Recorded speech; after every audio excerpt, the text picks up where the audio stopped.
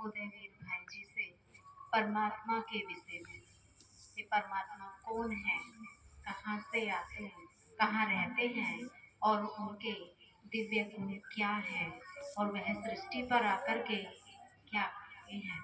उदयवीर भाई जी।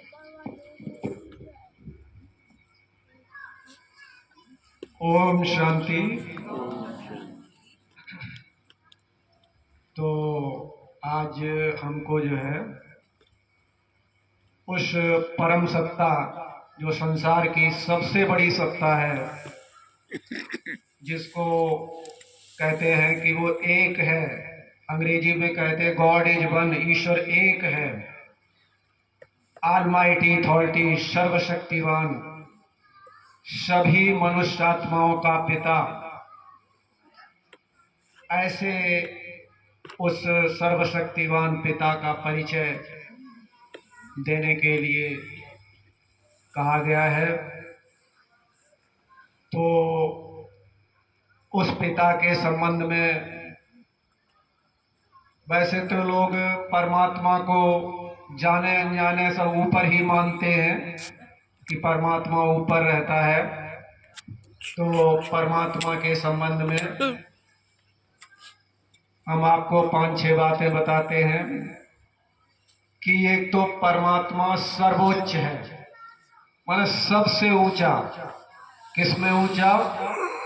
शक्तियों में ऊंचा, सागर समान। तो सर्वोच्च उसे कहते हैं कि संसार का सबसे ऊंचा अगर कोई है तो वो है पिता परमात्मा। संसार में कितनी करोड़ों अरबों आत्माएं हैं, उन सबसे अगर कोई उच्च है तो वो है सर्वात्माओं का पिता परमात्मा, जिसको सर्वोच्च कहते हैं। दूसरी बात है सर्वज्ञ। सर्वज्ञ माने है सब कुछ जानने वाला।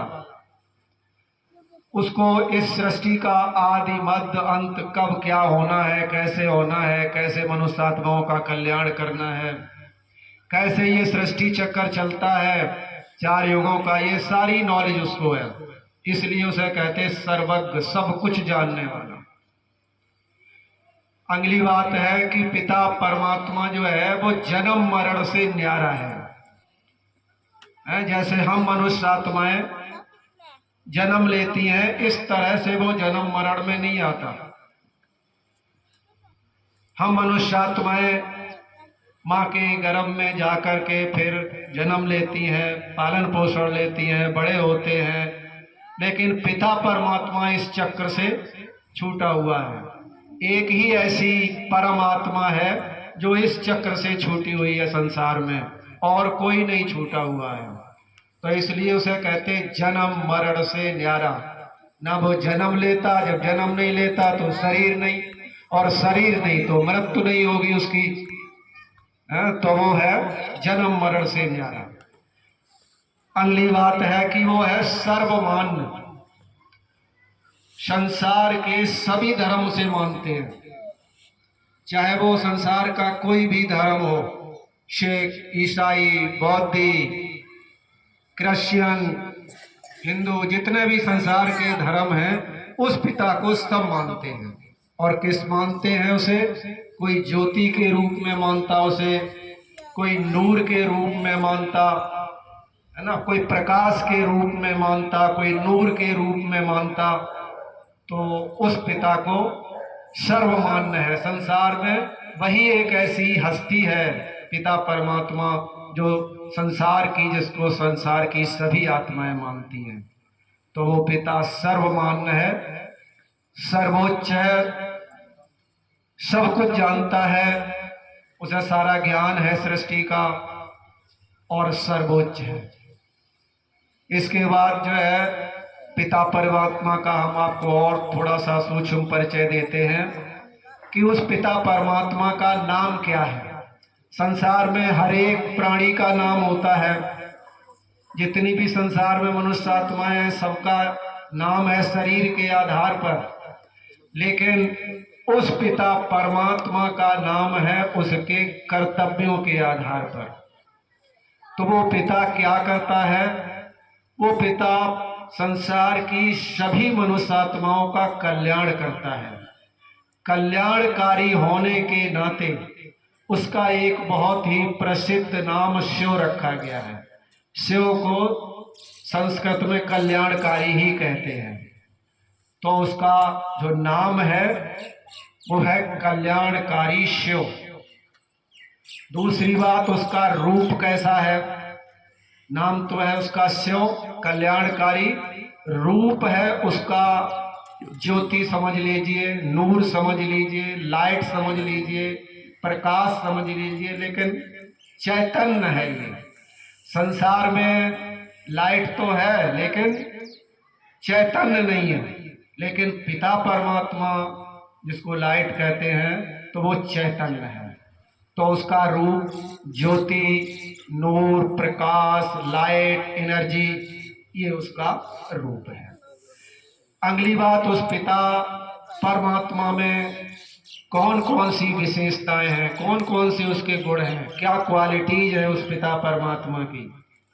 तो उस पिता परमात्मा को कहते हैं कि वो ज्ञान का सागर है, सुखों का सागर है, शांति का सागर है, आनंद का सागर है, पवित्रता का सागर है, शक्तियों का सागर है। सागर माने अनलिमिटेड, असीमित, कोई सीमा नहीं। तो एक दो के बारे में है कि पिता परमात्मा कौन से ज्ञान का सागर है।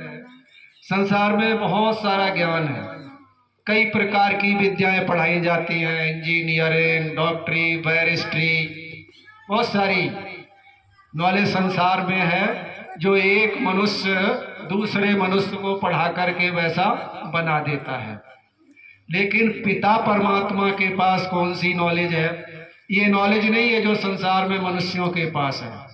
पिता परमात्मा के पास वो नॉलेज है जिससे मनुष्य आत्माएं दुख से छूट सके, सुखी बन जाए, अपवित्र से पवित्र बन जाए, पतित से पावन बन जाए। इसीलिए उसे उसका एक नाम है पतित पावन। जो मनुष्य आत्माएं अपने स्वधर्म से गिर जाती हैं, माने पवित्रता सुख शांति से गिर जाती, माने उनको छोड़ देती हैं, तो सब संसार में बुलाते हैं उसको, हे पतित पावन, आकर के पावन बनाओ। तो ऐसा उस पिता के पास नॉलेज है, ज्ञान है। संसार में जो ज्ञान है वो पतित से पावन बनाने का नहीं है, दुखी से सुखी बनाने का नहीं है, अशांत से शांत बनाने का नहीं है मनुष्य आत्माओं को। तो ये उसमें ज्ञान है।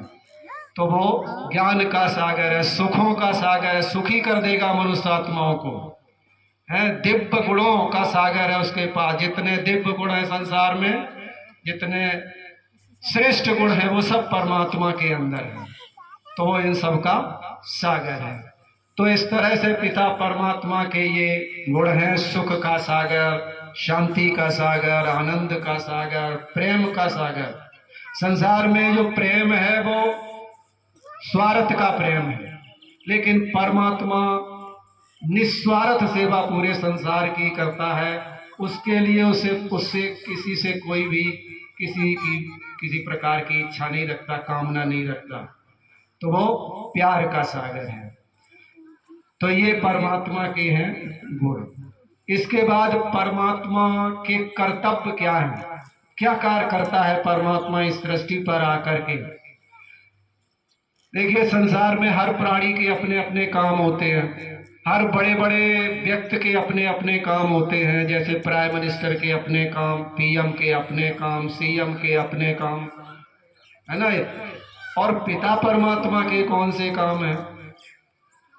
तो पिता परमात्मा के तीन बड़े बड़े कर्तव्य हैं जिनको संसार का कोई भी प्राणी, कोई भी व्यक्ति नहीं कर सकता। वो तीन बड़े बड़े काम है पिता परमात्मा के। पहला काम है उसको पिता परमात्मा का कि ब्रह्मा द्वारा नई सृष्टि की स्थापना, नई दुनिया की स्थापना, देवयुग की, देवताओं की दुनिया की स्थापना। जैसा संसार का कोई भी कितना भी बड़ा विद्वान हो संसार का, वो ये कार्य नहीं कर सकता। तो सतयुगी दुनिया, इस कलयुग को बदल करके सतयुग बना देना, नरक को बदल करके स्वर्ग बना देना इस धरती को, ये पिता परमात्मा का एक कार्य है, जिसे वो प्रजापिता ब्रह्मा में प्रवेश करके अपने ज्ञान के माध्यम से बनाता है। दूसरा है ब्रह्मा द्वारा स्थापना, विष्णु द्वारा इस सृष्टि की पालना। माने जब वो सतयुगी दुनिया बना देता है, एक श्रेष्ठ दुनिया इस संसार में बना देता है, तो विष्णु माने लक्ष्मी नारायण का कंबाइंड रूप, उसके द्वारा इस सृष्टि की बहुत अच्छी पालना करता है, 2 युगों तक इस सृष्टि की पालना करता है। तो ये परमात्मा का दूसरा कर्तव्य है। तीसरा कर्तव्य है, कहते शंकर द्वारा पुरानी सृष्टि का विनाश, पुरानी दुनिया का विनाश। तो विनाश माने परिवर्तन, बदलना इस सृष्टि को। तो शंकर द्वारा विनाश माने शंकर को दिखाया गया तपस्वी रूप, तपस्या कर रहा है। तो तपस्या के माध्यम से हम मनुष्य आत्माएं भी अपनी बुराइयों को नष्ट करती हैं, विकारों को नष्ट करती हैं, अच्छे गुण धारण करती हैं। तो ये उसका दिखाते हैं कि शंकर द्वारा जो है इस पुरानी सृष्टि का विनाश। अगली बात है कि पिता परमात्मा रहता कहाँ है। संसार में देखिए हर पक्षी का, हर प्राणी का एक निवास स्थान होता है कि वो फलानी जगह रहता है। छोटे से छोटा पक्षी भी, उसका भी एक निवास स्थान होता है। तो संसार की जो सबसे ऊंची अथॉरिटी है, जिसको कहते हैं ऑलमाइटी अथॉरिटी, सर्वशक्तिवान, उसका भी तो कोई निवास स्थान होगा परमानेंट। संसार में तो लोग कह देते हैं कि वो तो सबके अंदर ही रहता है, वो तो कण कण में रहता है, वो तो हर प्राणी में, हर जीव में, हर वस्तु में है, उसको तो बिल्कुल घट-घट व्यापी बता दिया है। तो परमात्मा आकर के कहते हैं कि मैं ऐसे नहीं रहता, मैं सबके अंदर नहीं रहता, सब में तो एक एक आत्मा रहती है। तो मेरा जो निवास स्थान है वो है परम धाम। 3 लोकों में जो सबसे ऊपर का लोक है, जिसको कहते हैं परम धाम, शांति धाम, शिवपुरी, वो पिता परमात्मा का धाम है, वहां पर वो रहता है। अगली बात है कि पिता परमात्मा से कब मिला जा सकता है, उसके मिलने का समय क्या, उसके आने का समय क्या है सृष्टि पर।